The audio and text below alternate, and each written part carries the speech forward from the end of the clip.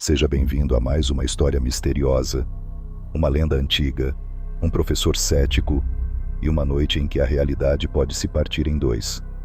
Antes que o relógio marque o início da lua vermelha, aproveite para deixar o seu like, se inscreva no canal e ative as notificações para não perder nenhum conto sombrio como esse. Agora, respire fundo, apague as luzes e venha comigo. Matheus Fonseca não acreditava em lendas urbanas. Como professor de história, sua missão era separar fatos de ficção, mito de verdade. Mas naquele outono, algo o inquietava. A cidade inteira parecia tensa, como se esperasse algo acontecer. Primeiro foram os boatos. O eclipse lunar coincidiria com a chamada Lua de Sangue. Depois, os velhos começaram a fechar as janelas cedo demais. Nas farmácias, velas acabaram em questão de horas. Quando Matheus perguntou a Dona Amália, sua vizinha de 83 anos, por que estava rezando tão aflita, ela respondeu: porque é a noite da troca. Quem não dormir pode ser levado. Matheus riu, claro, mas anotou mentalmente aquela frase. Havia algo na forma como ela disse aquilo que fez sua pele arrepiar. Com o passar dos dias, Matheus mergulhou naquela superstição como quem analisa uma peça de museu. Foi até o arquivo municipal e revirou jornais antigos. Em uma edição de 1923, encontrou uma matéria estranha. 5 moradores haviam desaparecido misteriosamente na noite de um eclipse lunar total. Um pastor, 2 crianças, uma costureira e um jovem garçom. Nenhum corpo. Nenhuma pista. O caso foi arquivado como evento inexplicável. Matheus franziu o senho, mas não abandonou a busca. Visitou o museu local e descobriu que Pedra Nova fora construída sobre um antigo cemitério colonial. Um detalhe bizarro chamou sua atenção. A cidade havia sido fundada no mesmo ano da primeira aparição da Lua Vermelha. Coincidência? Talvez. Mas a cada nova descoberta, um nó apertava seu estômago. Estaria, pela primeira vez, diante de algo que a história não podia explicar. Na noite do eclipse, decidi subir ao mirante, o ponto mais alto da cidade. A lua parecia tocar as árvores distantes. Levei meu gravador, câmera, caderno de anotações e uma garrafa de café. O ar estava frio e o silêncio incômodo. As ruas abaixo estavam apagadas, como se a cidade tivesse parado para escutar. Quando o relógio marcou 2h46, a lua começou a escurecer, tingindo-se de vermelho escuro, como se estivesse sangrando. Gravava tudo, fascinado.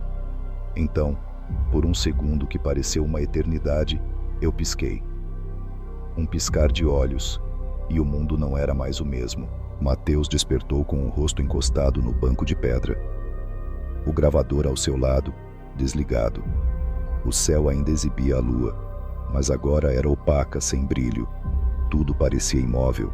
Ao descer do mirante, percebeu algo terrivelmente errado. A cidade estava completamente vazia. Nenhum carro, nenhum barulho, nenhuma pessoa. Portas abertas, televisores ligados, até o som de uma chaleira apitando em alguma casa. Mas não havia ninguém. A ausência era sufocante.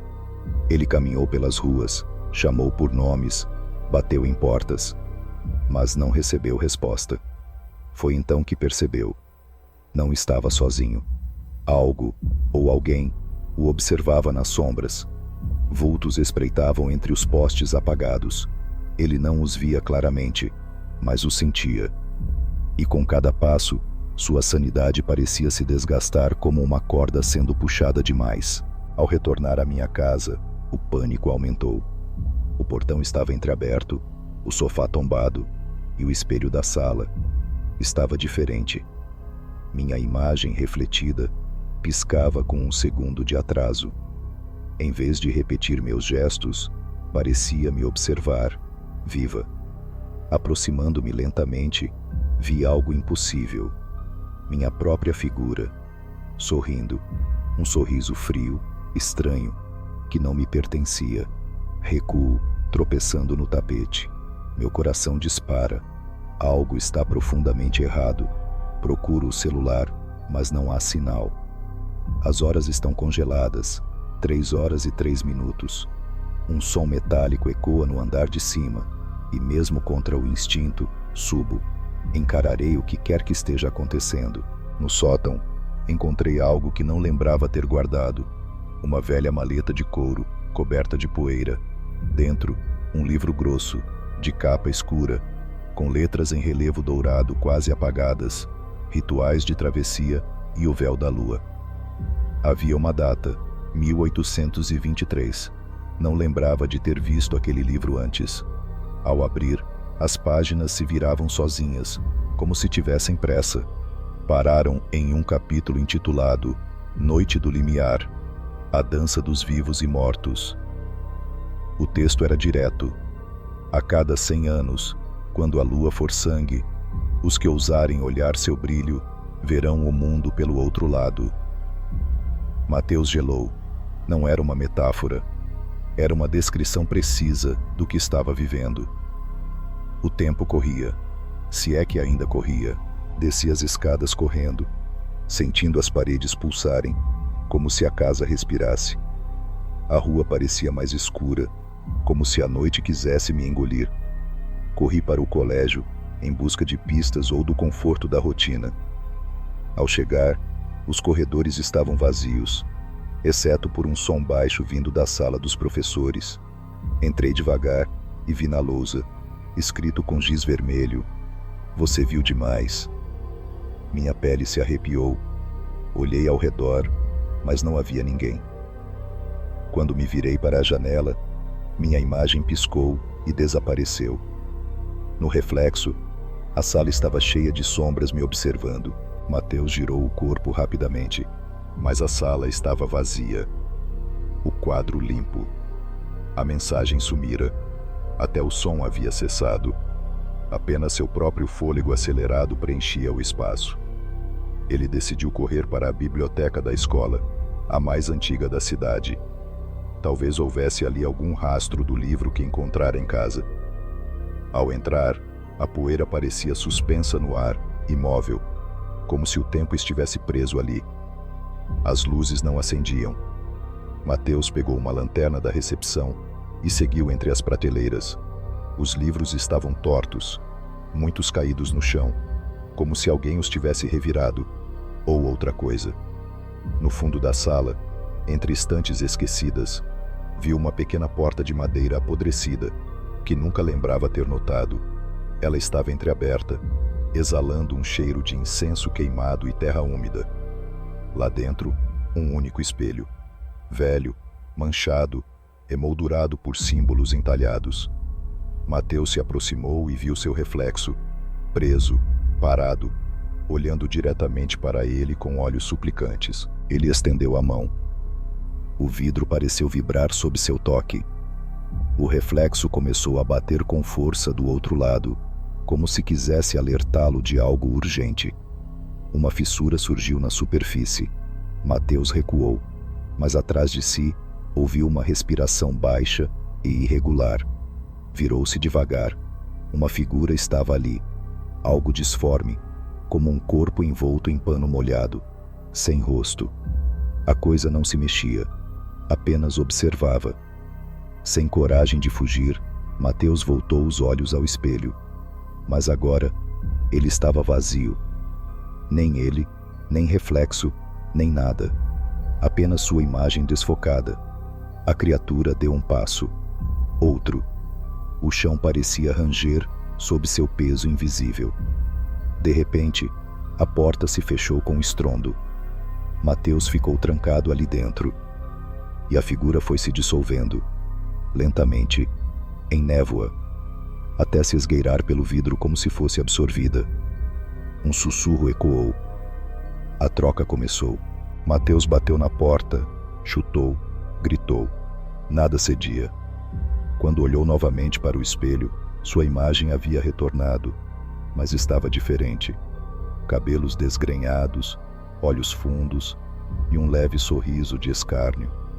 Aquilo não era ele. Não mais. A figura no espelho levantou o braço, e Mateus sentiu o próprio braço se mover contra a vontade.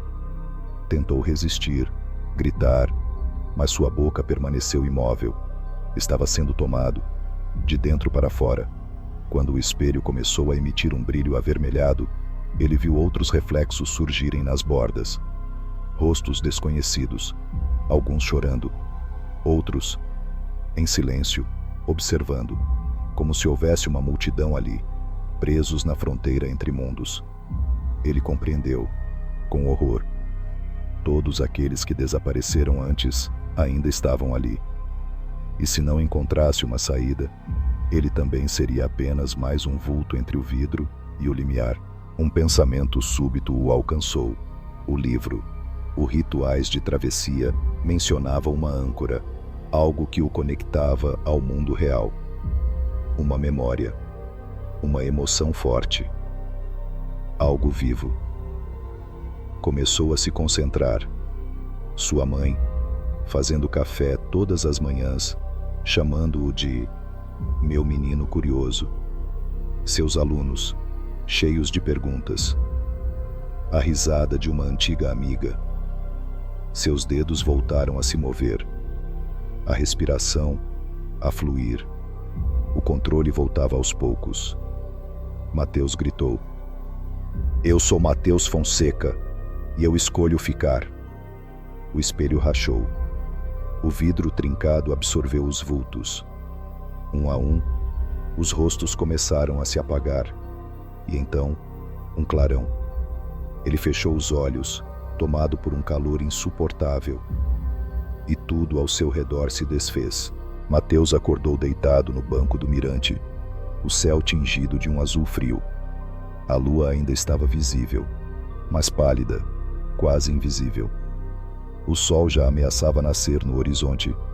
Por um segundo, achou que tudo fora um delírio, mas ao se levantar, viu o gravador ainda no chão. Ligou-o. Um som metálico, distorcido, emergiu. Sua própria voz, repetindo: "Você viu demais. A troca começou." Desligou o aparelho, tremendo.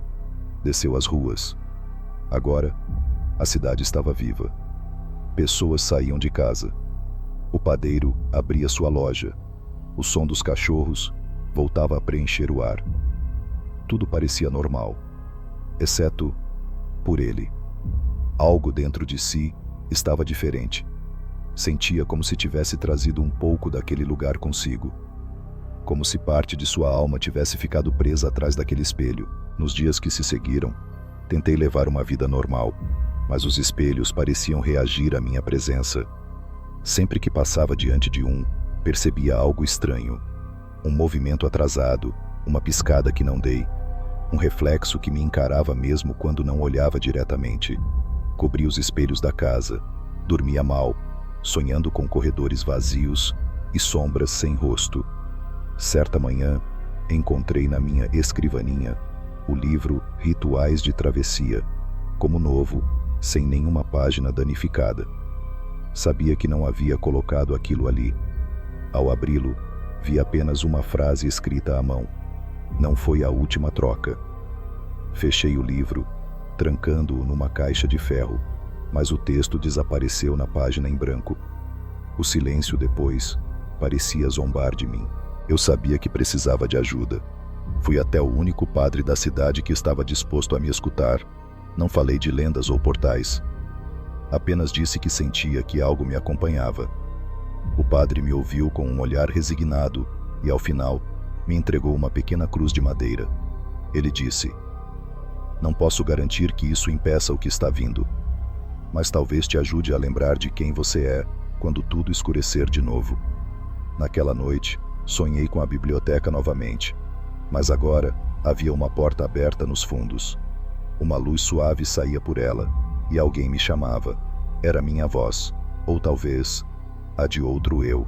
Não suportando a dúvida, retornei à escola. No fundo da biblioteca, a velha porta ainda estava lá, mas agora trancada. Forcei a maçaneta. Nada. Foi quando vi, ao lado, escrito em carvão na parede: Espelhos não mentem, mas também não contam toda a verdade. A frase parecia deslocada do tempo, como se estivesse ali antes mesmo de a parede ser construída. Sentei-me no chão, diante da porta. Encostei a cruz no peito, fechei os olhos e esperei. A respiração foi diminuindo. A noite chegou. E percebi que, mesmo desperto, sonhava. Como se já estivesse em 2 lugares ao mesmo tempo. Como se algo estivesse puxando minha consciência lentamente. De volta. Na manhã seguinte, ninguém o viu voltar para casa. Seu carro ficou abandonado no estacionamento da escola.